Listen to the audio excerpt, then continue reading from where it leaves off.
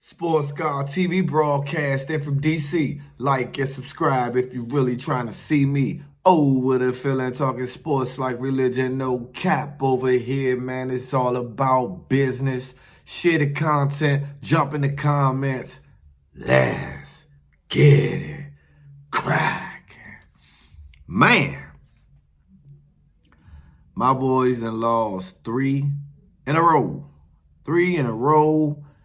And it is true about the National Football League when you can be hot and then you can cool down.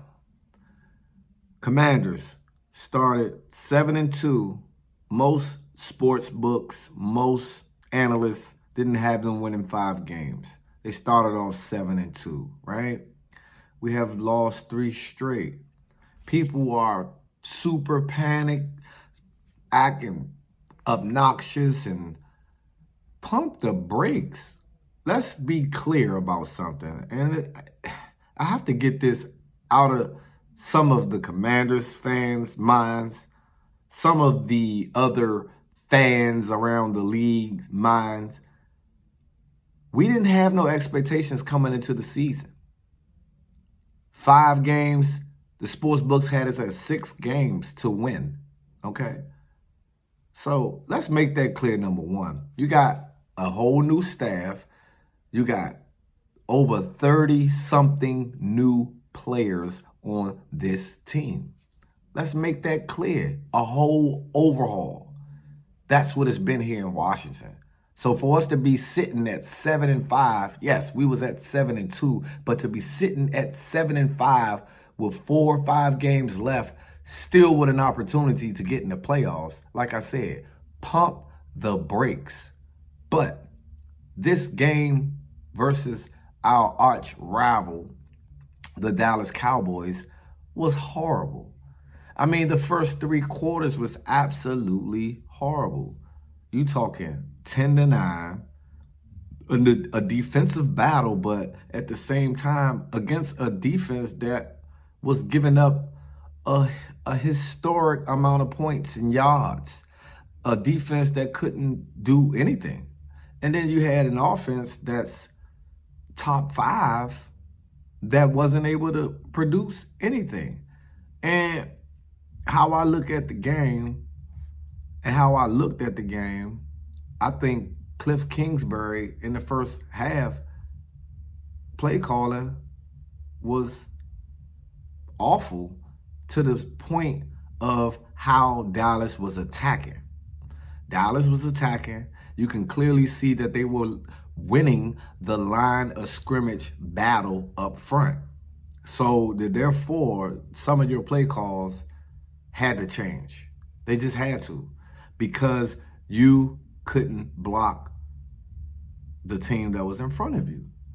I like how, you know what, this is what basically I'm going to say. Let Jaden Daniels be Jaden Daniels.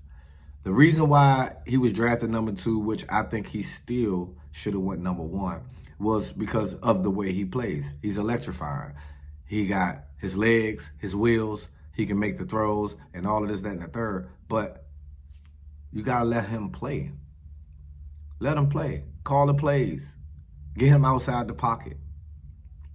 Give him the design runs.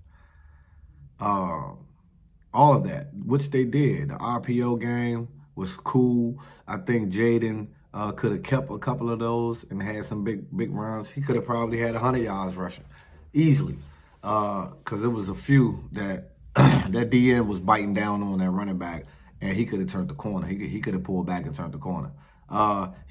Did he miss some throws? Absolutely. Is the offensive line looking a little shaky? Like, coming into the season, we didn't even expect to even have a good offensive line. So, like, let's make that clear. I mean, I get it. When a team is winning and expectations change, it tends to make people forget the reality of the situation. The reality of the situation is this: we weren't expected to be that good coming into the season. Do we place our own expectations on the team? Absolutely. When they start off the way that they started off, are you super excited and it makes you forget that this is a whole new team? Absolutely, it does, right? So, with that being said, yes, we've been on a 3-game slide. Cool. All right, cool. But what I think and what I can say is that they still 7-5. They still 4-2 at the crib. They still have, even though they have underperformed, considering they have played tough defenses, the Ravens and the Eagles back to back, which clearly are two of the, perennial type of defensive teams, right? And coached well, schemed well, all of that. And you got to think the Ravens and the Eagles have the same type of quarterback that they face every day in practice. So it's kind of easy for them two teams to scheme for a player like Jaden Daniels. I mean, Jaden gets compared to Lamar Jackson all the time, and he has had some Lamar Jackson type of moments this season already in his rookie year. Jalen Hurts, same kind of build, a quarterback that could beat you two ways. He could beat you throwing the ball or beat you running the ball. I mean, that's just a fact. So, like, I didn't need the Commanders fans to pipe down a little bit. I mean, the game was wild, though. I mean, drop catches, missed field goals, missed opportunities, blocking kicks, kicks being returned. Missed field goals. I mean, the story can go on and on and on and on about what happened yesterday. Sunday, rather. And when I think about it and look at the totality of the game again, I think that the Commanders need to unleash Jaden Daniels. Let Jaden be Jaden right out the gate. Right out the gate. You see how teams are trying to play him. You see what they're trying to do. They're starting to realize a little bit weaknesses on the offensive line. They're sending more than usual now. Jaden he can throw from the pocket. That's a fact. But at the same time, he needs to get out the pocket. Cliff Kingsbury got to stop running the ball on first and second down and being super predictable in what he's doing. You got to mix it up just a little bit. It doesn't help when you don't have your workhorse, Brian Robinson, in the backfield, who softens up the defense by the way he run the ball. He got hurt on the first carry of the game. I mean, unfortunate situation. I mean, and Eckler is not a big body back. He's not going to break a defense down, with 20-something carries. He's not a Derrick Henry type of back. I mean, you got McNichols. I think McNichols need to get more carries for sure. And he will, considering what happened to Austin Eckler at the end of the game. But I think the Commanders need to get in the groove. I need to need to calm down. I think Cliff Kingsbury going to have to switch some things up, flat out. I mean, defense held the Cowboys to a scoreless first half. 3 points in the first half, and then the fourth quarter, they exploded. 24 points for Dallas, 17 for Washington. Terry McLaurin and Jaden Daniels hooked up for an 86-yard bomb with like 30-something seconds left. Game about to be tied. Bad snap. Tressway did a great job of the snap, and Seibert just yanked it left. And it's like, dude, how the fuck you missed the field goal? You know what I'm saying?